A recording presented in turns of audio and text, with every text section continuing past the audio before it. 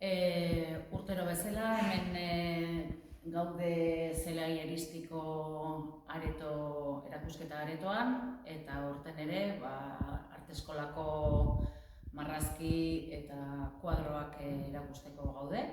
Eta, pixka bat ikusiko dugu aurten zein duten. Hemen nire atzean ikusten dituzue erretratu batzuk, arkatzakin egin ditugunak, eta gure asmoa zen erretratu horiek gertuko jendea izatea, gehien bat, beraiei ere pixka bat emateko halako gertutasun bat, edo batzuk hala ere egin dituzte ezagunak dian pertsonaiak, baina hemen ikusten dugu, batzuk ez denak oso ondo daude eginda, eta hemen jarri ditugu 11 bat, baina gehiago bat zeudela esan behar da.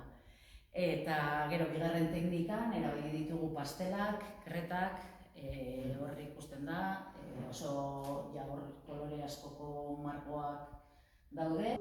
Teknika asumeraz, eraurten egin dugu akrilikoa, baina akrilikoa ez da botetikan erositakoak zeren.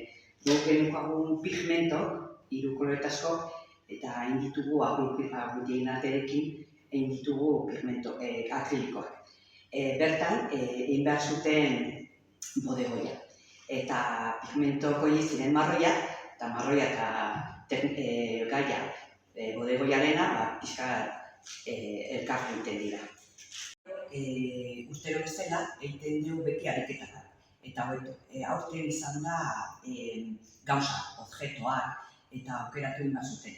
Gero formatua ere eskatu egin die handigo. Egin behar zuten, igual, edalontzi bat hartzen behar zuten gaia bezala, objektu bezala, handigo egin behar zuten. Eta ikusten dugu, dago deretatik.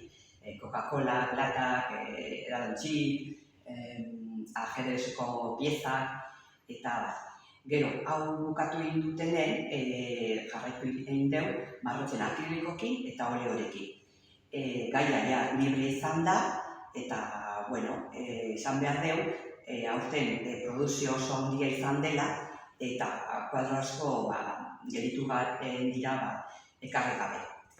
Eta, hori animatu pixka jendeari, eta esan baita, zabalik dagoela udako ikastorentzako matrikula zabalik dagoela, eta, arte eskolako gelan gaudela.